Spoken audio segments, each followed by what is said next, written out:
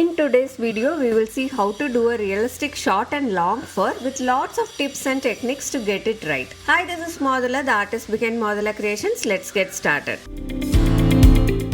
The first step is blocking in our colors. I would like to bring more black, and I would always like to start with a very dark background for a fur especially. I'm using a flat brush. Let's block in the full area. Do not leave any whites. This will serve as the base. So if you are blocking in with a single color, it's always boring.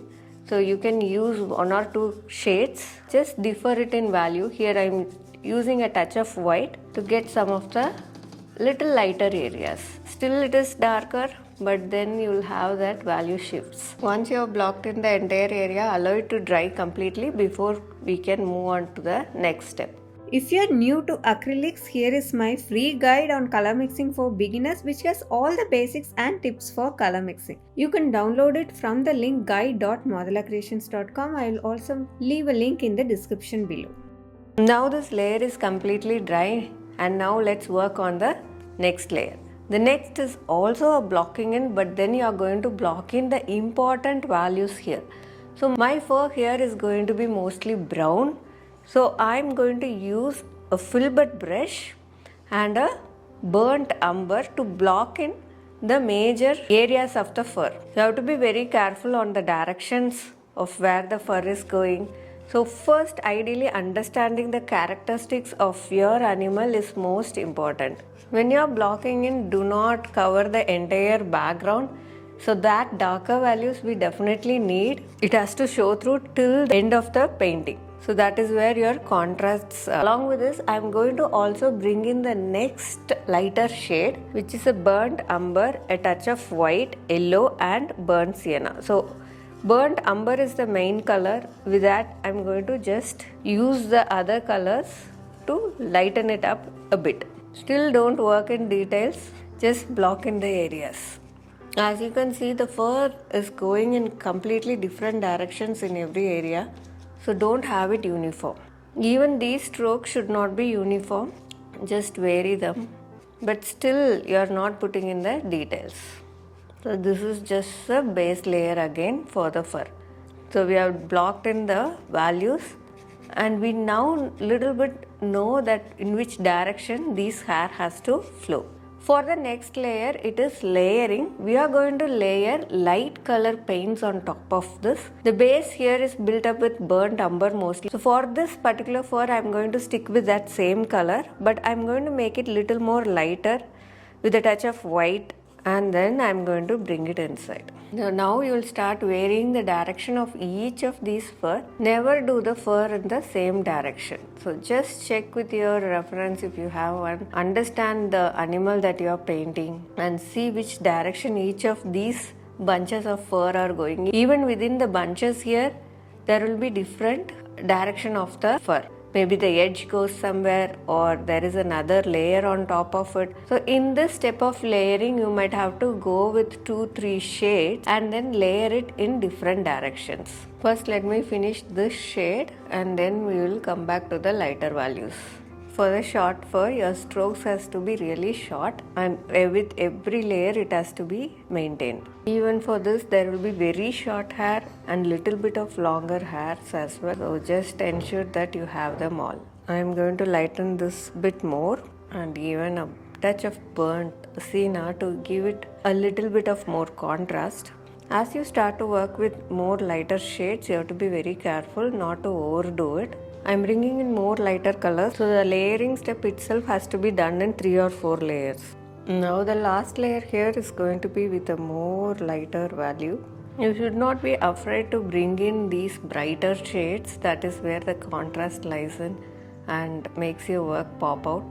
So once you have this base ready, where you have the middle layer, the lighter values, everything put in place, now we are going to glaze on top of it. So this is because we might have lost some of the darker areas which we wanted to bring out, and we also wanted to bring the lighter parts mixed with the middle and the darker area. So when you glaze on top of it, you will get that intensity high up, and then you can also add little bit of value shifts to different areas of the fur. You can use a glazing medium for this, or you can simply use water. I just usually touch a bit of water to whatever color I wanted to glaze.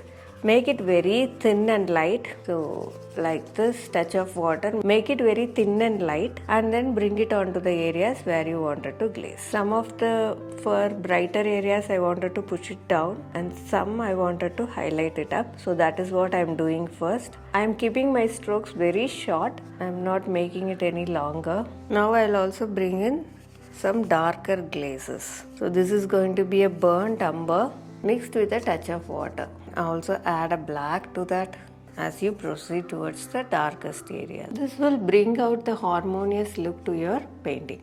Once you have this richer texture, now you can work on the fine lines and details. So this is where you will go ahead to use your detailing brush or your rigger brush or a very small flat or angular brushes. You can also use your cat tongue brushes for this purpose. So basically we are going to work with more lines. So whatever brush you are comfortable holding to get those lines, you can use them. Not everywhere you will make it brighter. You need the areas which are subtle, which are bright, which are in kind of darker colors. So you will need all that to make it more realistic. So some I'm making it very bright, and some I will stick with the middle and the darker colors. Now let's add the final lighter and darker shades to finish this fur. The next one that we are going to do is the long fur. The basic process of it is going to be same, but then the way you work on the fur, the technique is going to be different. So first let me just do a black and a burnt umber for the base here. I'm using a flat brush and quickly blocking in. Now this layer has to completely dry before we can paint on top of it. Now that the area is completely dry, we will start to work on this. The second is also blocking in, but we are going to block in the layers of the fur. So we will start with a little more of a darker color and build it through. For this fur, I am going to use a burnt sienna, burnt umber and a lemon yellow. It's going to be little lighter than the one that we did before. Because it is a longer fur, it can go more crazy than your previous one. So we have to do the below layer and then we have to do the top of it. First, let's just block in the direction of it, and then we can come back for the other brighter shades.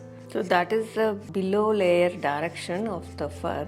Your strokes has to be very long. Hold your brush very far off and then do a free movement. Now let's go with little more of the brighter colors. For this I am going to use a burnt sienna and yellow. Still we are defining the overall directions and the brighter and darker colors of these areas. We have not started to work on any details yet. The longer hair can have multiple directions in itself. For example, the hair can go towards the left and then turn towards the right. The other thing that you have to remember for a longer hair strand is you can cross a lot of times over the previously existing hair because of its nature of being long. You have to keep lot of this hair softer for it to look more real. Only when you come to the detailing stage, you will make some of the hair strands more sharper. So this is kind of the third layer I am doing.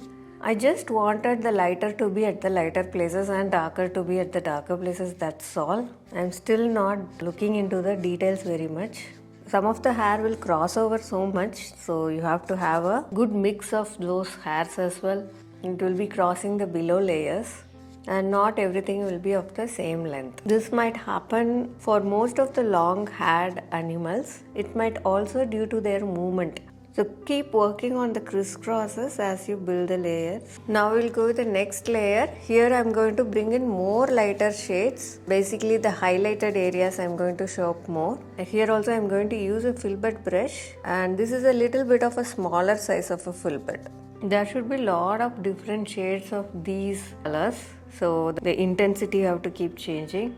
Once we have this base frame soft and subtle, now let's start doing the glazing layers. So I'm going to mix the color with a touch of water, make it very light, and then I'm going to bring it on top of some of the areas. Similarly, I will also do for the darker areas that I have lost in the process of layering. This is also very important to glaze your darker values back to where you want it. So with the darker colors, you can give the splits between the hair strands. Doing the darker values actually pushes some of the areas behind and brings in some of the areas forward, which is very important. So once we have that lighter and darker glazes ready, we can go with the detailing. Still your hair will appear very soft, so only when you detail it, some of the areas will get the sharper look. You also have to change the shades. For some it could be more of a brown. When adding lines for the shorter hair, the details, you have to ensure that you go longer for the details as well. So have a steady hand and do the details.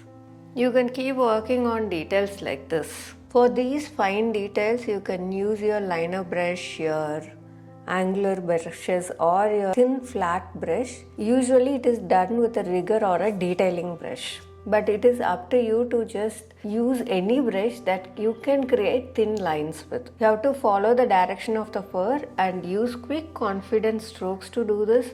When you are doing the longer hair, it is little tricky because you have to go for a longer period of time with the same brush, and don't worry to paint every single strand. So even if your hand is slightly shaking, that is fine. Those slight imperfections will look more natural only. And as you practice, you will get a hold of it. You can still more add highlights to it. You can add glazing layers to it and keep working on it like layers. So here are both a fur. One is a short or a medium and one is a longer fur. So here is the finished image. The shorter and the longer hair. There could also be very short hair. The implementation will be exactly same as this. Hope you got a very thorough understanding of finishing the short and the long fur. In case of any doubts, do post it in the comment section below and I'll be happy to help you out. If you got value from this video, please do like it and share it. If you want to do a lion painting using these fur tips and techniques, click on this video to watch. We will also do a short to medium fur fox painting in next week's video, so stay tuned and do subscribe. Happy painting, have a great week.